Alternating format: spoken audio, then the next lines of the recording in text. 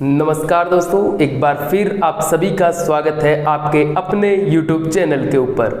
तो लास्ट जो लेक्चर अपन पढ़ रहे थे, उस लास्ट लेक्चर के अंदर अपना जो चैप्टर चल रहा था वो इन्वर्स ट्रिग्नोमेट्रिक फंक्शन चैप्टर चल रहा था। उस चैप्टर के अंदर हमने थोड़ी बहुत चीज़ें बेसिक के अंदर देखी है। अब हम धीरे धीरे उनका ग्राफिकल रिप्रेजेंटेशन देखेंगे, साथ ही जो त्रिकोणमितीय फलन है वो प्रतिलोम त्रिकोणमितीय फलन बनते हैं तो उनका क्या प्रांत रहता है, क्या परिसर रहता है, वो डोमेन और रेंज भी हम यहाँ पर देखने वाले हैं। लास्ट क्लास का जो कंक्लूजन निकल के आता है अपने पास में, वो रिजल्ट ये निकल के आता है कि जो भी फलन एकेकी और आच्छादक है, यानी कि कोई भी फंक्शन यदि 1 1 on 2 यानी कि बाइजेक्टिव फंक्शन है तो उस फंक्शन का हम इन्वर्स बना सकते हैं, उस फलन का हम प्रतिलोम बना सकते हैं। ये चीजें हमने देखी है।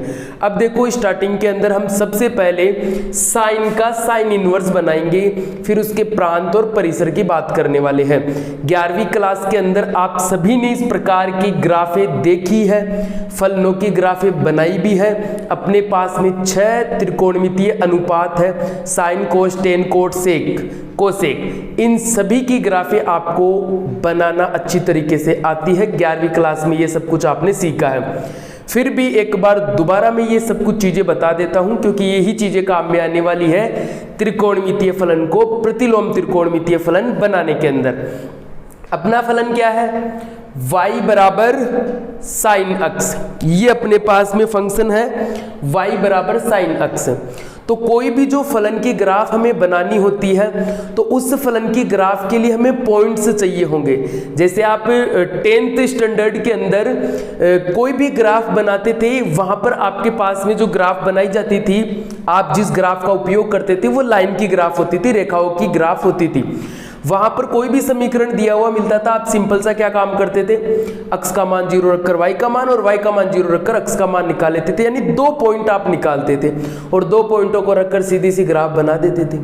लेकिन यहाँ ऐसा नहीं होता। आपने 11वीं क्लास में पढ़ा कि किसी भी फंक्शन की ग्राफ यदि हमें बनानी है तो 2 बिंदुओं से काम नहीं चलेगा। अगर 2 बिंदुओं की सहायता से हम ग्राफ बनाने की कोशिश करेंगे तो ये ग्राफ ऐसी ना बनकर एक सीधी रेखा बन जाएगी, और हमें पता है कि सीधा सा कि ये साइन अक्ष की ग्राफ तो ऐसी होती है। तो उसके लिए हम 2 से ज्यादा कुछ पॉइंट यहाँ पर लेते हैं। अब देखो कि ये अपने पास में अक्ष अक्ष है, और इस अक्ष अक्ष पर हम किसका पहाड़ा लिखेंगे? कोई भी फंक्शन है, और वो भी फंक्शन कौन सा है? Trigonometric function. तो ट्रिग्नोमेट्रिक फंक्शन है तो उसके अंदर जो अक्ष का मान रखेंगे वो कोई ना कोई कोण रखेंगे, कोई ना कोई एंगल रखेंगे। इसलिए मैंने अक्ष अक्ष के ऊपर जो पहाड़ा लिया है वो एंगल का लिया है, 90 डिग्री का पहाड़ा, जिसको रेडियन में हम सिंपल सा π/2। तो हम अक्ष अक्ष के ऊपर π/2 का पहाड़ा लिख रहे हैं। 0 π/2, π, 3 π/2, 2 π, ऐसे ही 5 π/2, जितना आप लिखना चाहो अनंत तक लिख सकते हो, इतना काफी है ग्राफ बनाने के लिए। इसी प्रकार से ये माइनस के अंदर वही पहाड़ा है, और ये 1 2 3 4 5, y के ऊपर 1 2 3 4 5, एक का पहाड़ा हमने लिख दिया। अब ये सारे मान है अपने पास में 0 पर। अगर मैं x का मान 0 रखूंगा तो y का मान भी 0 आएगा। x का मान π/2 रखूंगा तो y का मान 1 आएगा। x का मान π रखेंगे, y का मान 0। अब सबको पता है कि n π, जहां n पूर्णांक संख्या हो सकती है, उस कंडीशन के अंदर साइन x का मान क्या होता है? n π पर 0 होता है। पाई, 2 पाई, -2 पाई, सब पर इसका मान 0 है। फिर बाकी ये π/2, 3 π/2, π/2 माइनस में और माइनस में 3 π/2, इनके मान आप आराम से निकाल लेना।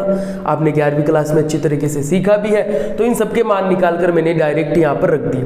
फिर देखो, अक्ष पर 0, y पर 0, ये पॉइंट मिला। अक्ष पर π/2, y पर 1, ये पॉइंट मिला। अक्ष पर π, y पर 0, ये पॉइंट मिला। अक्ष पर 3 π/2, y पर -1, ये पॉइंट मिला। अक्ष पर 2 π, y पर 0, ये पॉइंट। इन तीनों को जब हमने मिलाया तो इस प्रकार से अपने पास में ग्राफ बनती है। यही पॉइंट माइनस वाले जब रखेंगे तो ग्राफ इस प्रकार से बनेगी। ये 11वीं क्लास तक की बातें थी। अब ध्यान से देखो, हमने 11वीं क्लास में साइन थीटा पढ़ाना और 12वीं में साइन इनवर्स अक्ष पढ़ेंगे। तो साइन थीटा से साइन इनवर्स अक्ष बन गया कैसे? तो पहली चीज तो ये है कि ये इनवर्स हुआ है, प्रतिलोम बना है। पहली बात तो ये है। तो एक चीज हमें ध्यान रखनी है कि ये प्रतिलोम हो कैसे गया। पहली बात तो ये है कि प्रतिलोम होने के लिए एक कंडीशन जरूरी है कि जो भी फंक्शन है वो बाइजेक्टिव होना चाहिए, मतलब एकेकी और आच्छादक होना चाहिए। तो यहाँ हम देखते हैं कि ये फलन एकेकी और आच्छादक है क्या। मैंने इससे पहले वाले वीडियो के अंदर बताया है कि आपको कौन सा फलन एकेकी और कौन सा आच्छादक है। यदि इधर वाले प्रत्येक अवयव यानी प्रांत के प्रत्येक अवयव का सह प्रांत में एक ही अवयव होना चाहिए प्रतिबिंब के रूप में, तो एक का एक के साथ ही संबंधित, तो वो एकेकी है। और आच्छादक के लिए मैंने क्या बताया था कि इधर वाले सारे अवयवों का पूर्व प्रतिबिंब इधर बनना चाहिए। तो जब ये एकेकी और आच्छादक दोनों होगा ना तभी इसका हम इनवर्स बनाएंगे। तो इधर देखो मैंने ये सारे x के मान प्रांत में लिख दिए और ये y के मान देखो, एक तो 0 आ रहा है, एक 1 और एक -1, ये तीन ही मान आ रहे हैं। तो ये तीनों मान मैंने कहा लिख दिए, सह प्रांत के अंदर लिख दिए, जो परिसर भी बनता है एक प्रकार से। सह प्रांत और परिसर में डिफरेंस आपको पता ही है कि इधर वाला जो समुच्चय है उसको हम प्रांत भी बोलते हैं, परिसर भी। क्यों? जब एक्स्ट्रा अवयव आ जाता है तो वो सहप्रांत, और जब सारे के सारे ही रिजल्ट के तौर पर मिले यानी सभी के पूर्व प्रतिबिंब विद्यमान तो वो परिसर कहलाता है। ये सीधी सी बात है।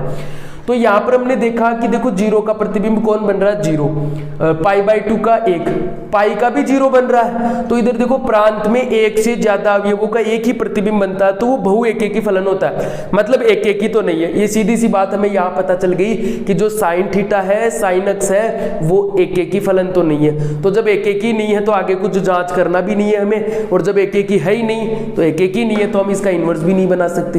पहली बात तो ये आ गई। लेकिन फिर भी हम 12वीं क्लास में इसका इनवर्स तो पढ़ते ही है ना। अब वो इनवर्स बनेगा कैसे, उसके बारे में यहाँ पर ध्यान से देखो। सबसे पहला काम, हम इस ग्राफ के लिए कोई एक क्राइटेरिया डिसाइड करेंगे। इस ग्राफ को हम कंप्रेस करने वाले हैं, इस ग्राफ को हम काटने वाले हैं, और हम इन मानों को ऐसे एडजस्ट करेंगे ताकि उन मानों के लिए बनाई गई ग्राफ, ये अनंत तक की ग्राफ बनेगी ना, ये पूरी ग्राफ काम में नहीं लेनी है। हमें एक सीमित ग्राफ बनानी है जो एकेकी और आच्छादक हो, ताकि हम फिर उसके लिए क्या बना पाए, इनवर्स बना पाए। तो पहली बात तो यह है कि ये डायग्राम वगैरह बनाकर हम देख सकते हैं कि कौन सा जो फलन है वो एकेकी आच्छादक है, कौन सा नहीं है। लेकिन डायरेक्ट भी हम पता कर सकते हैं ग्राफ को देखकर, कि ग्राफ को देखते ही पता चल जाए कि ये जो ग्राफ है जिस फलन की है वो फलन एकेकी है या फिर नहीं है। तो उसके लिए हमें क्या करना पड़ेगा, ये जो अक्ष है ना, इस अक्ष के समांतर कहीं पर भी लाइन खींच कर देखो, अगर वो लाइन इस ग्राफ को एक ही बार काटती है तो उस कंडीशन में हम कहेंगे कि ये फलन एकेकी और आच्छादक है, एक ही बार काटे तब। तो यहां ध्यान से देखो, अगर मैं इस अक्ष के समांतर यहां से कोई लाइन खींचता हूं, मान लो एक तो यहां काटेगी वो लाइन, एक यहां काटेगी इस ग्राफ को, एक यहां काटेगी, एक यहां काटेगी, और ऐसे अनंत तक काटती जाएगी, यानी बहुत बार लाइन काटेगी ना। आप मैं यहां खींच के नहीं बता रहा हूं क्योंकि बारी बारी में साफ करना पड़ेगा, आप यहां थोड़ा सा दिमाग लगा के खुद ही देख लो, टाइम अपन बचा के चलेंगे। अगर मैं यहां अक्ष के समांतर कहीं भी खींच कर देख सकते, कोई दिमाग ये भी लगा सकता कि सर यहीं खींच लेते हैं ना, कटे नहीं, कोई समस्या नहीं है। ऐसा नहीं है, हमें ग्राफ के बारे में जांच करनी है तो ग्राफ के ऊपर खींच कर देखेंगे। तो अक्ष के समांतर यहां पर मैं कोई ग्राफ खींचता हूं तो देखो ये काटी, फिर काटेगी, फिर काटेगी, फिर काटेगी, तो ये अनंत बार काटेगी इस ग्राफ को। साइन अक्ष की ग्राफ अनंत तक जाएगी दोनों तरफ, तो ये खींची गई समांतर रेखा अनंत बार इस ग्राफ को काटेगी। इसका मतलब ये एकेकी आच्छादक नहीं है। ये चीज हमने ऐसे भी देखी है अभी।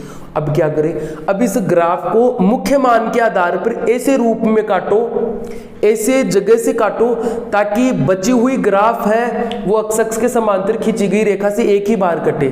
तो देखो, अगर मान लो कि मैं यहां से काट देता हूं, इसके आगे की इधर गायब कर दो और इसके आगे की इधर, तो ये भाग बचाना अपने पास में। अगर इस भाग के ऊपर यदि मैं कोई रेखा खींचता हूं तो देखो 2 बार तो काटेगी वो रेखा उसको।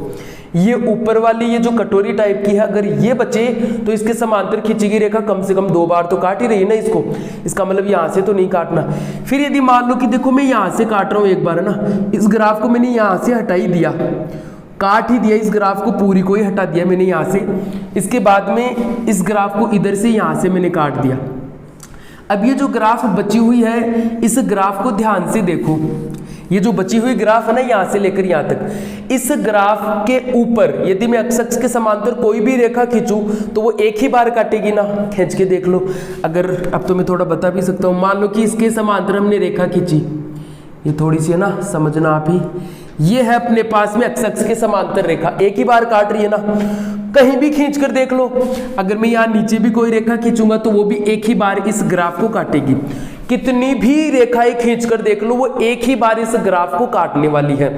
तो मतलब यहां से लेकर यहां तक की ये जो ग्राफ बनी है वो sin x की ग्राफ एक एक की ओर आच्छादक है। ये चीज हमें समझ में आती है कि यहां से लेकर यहां तक की जो ग्राफ है एक एक की आच्छादक है। थोड़ा सा और इमेजिन करो, अभी ये ग्राफ ऐसे आगे तक बनी हुई थी ना, अब देख लो ये समांतर खींची गई रेखा अनंत बार काटती उसको, तो इसलिए हमने क्या किया, इस ग्राफ को थोड़ा सा काट लिया। कहां से कहां तक हमने ग्राफ को काटा है, यहां से, कहां से, -π/2 से कहां तक काटा है, +π/2 तक। तो ये जो sin x है एक एक की आच्छादक के लिए sin x का प्रांत बताओ। वैसे sin x का जो प्रांत है वो रियल नंबर होता है, लेकिन मैं एक एक की आच्छादक फलन की बात कर रहा हूं। तो sin x का प्रांत क्या हो जाएगा, मतलब x का मान -π/2 से +π/2।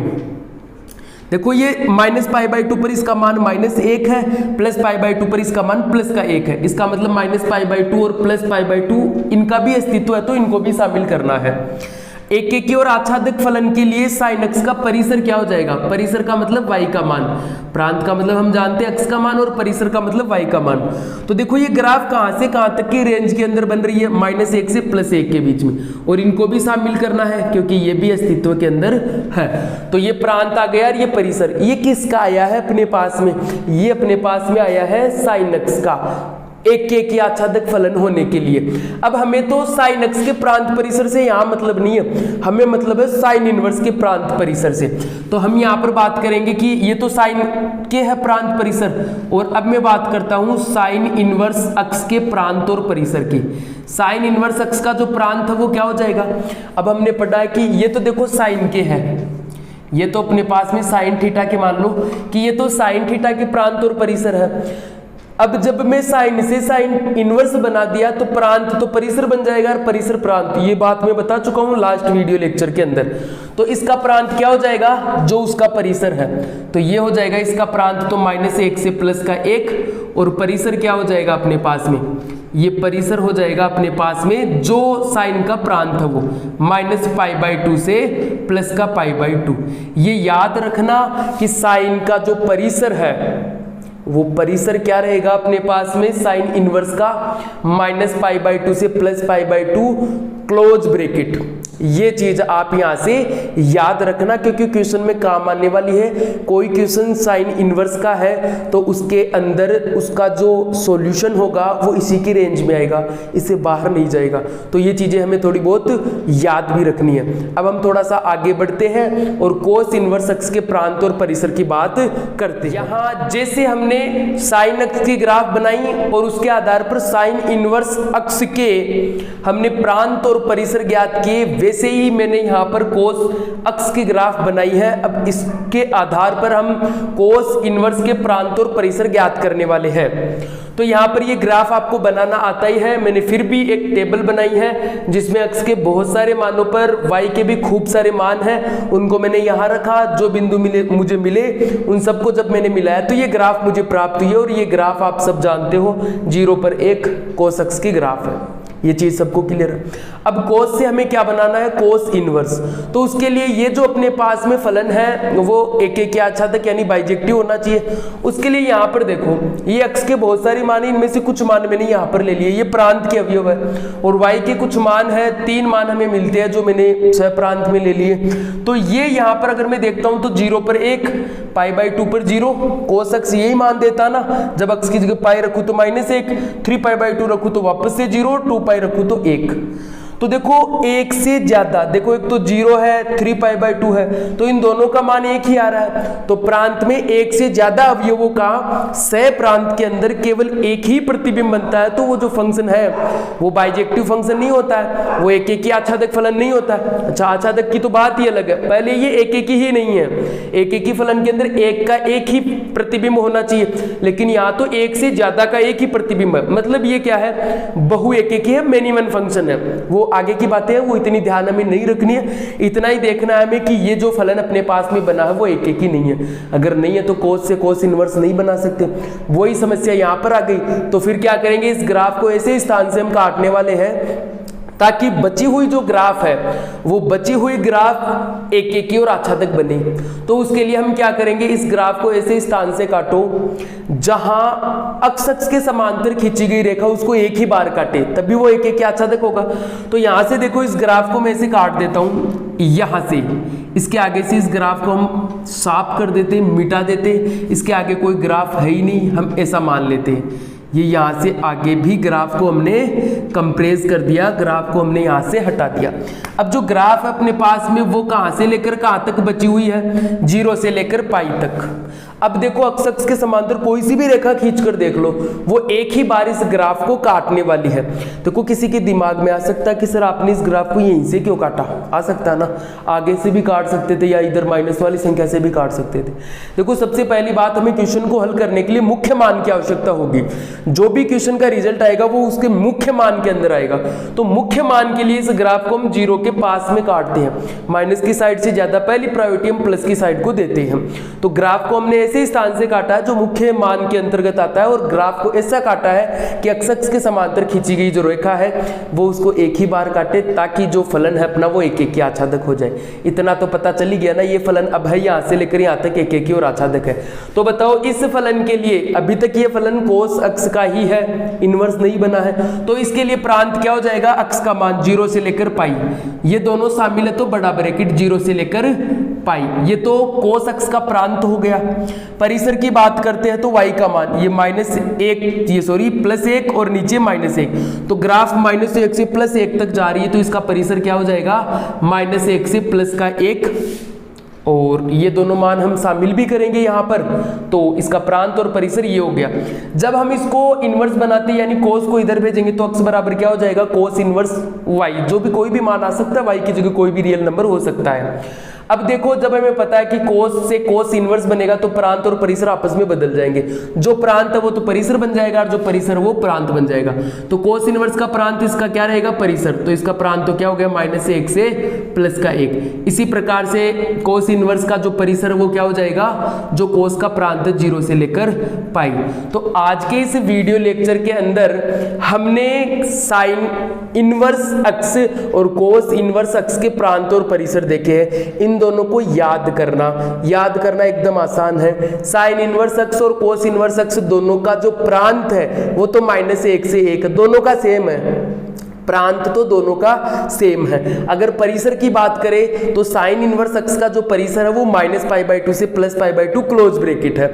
इसी प्रकार से कोस इनवर्स अक्ष का जो परिसर है अपने पास में वो परिसर है 0 से लेकर पाई क्लोज ब्रैकेट। ये दो चीजें याद रखना, बाकी की जो भी बातें बच गई है अपने पास में वो अगले वीडियो लेक्चर के अंदर हम देखते जाएंगे। देखो थोड़ा थोड़ा अपना सिलेबस धीरे चलेगा, लेकिन हम पूरी चीजें बेसिक से डिटेल से पढ़ने वाले हैं। कोई भी चीज हम यहाँ नहीं छोड़ेंगे, पूरी किताबों का निचोड़ हम यहाँ पर पढ़ने वाले हैं। तो वीडियो देखने के लिए आपका धन्यवाद। ज्यादा से ज्यादा चीजें यहाँ से समझने की कोशिश करो, और बाकी अब हम मिलते हैं नेक्स्ट वीडियो लेक्चर के अंदर। धन्यवाद।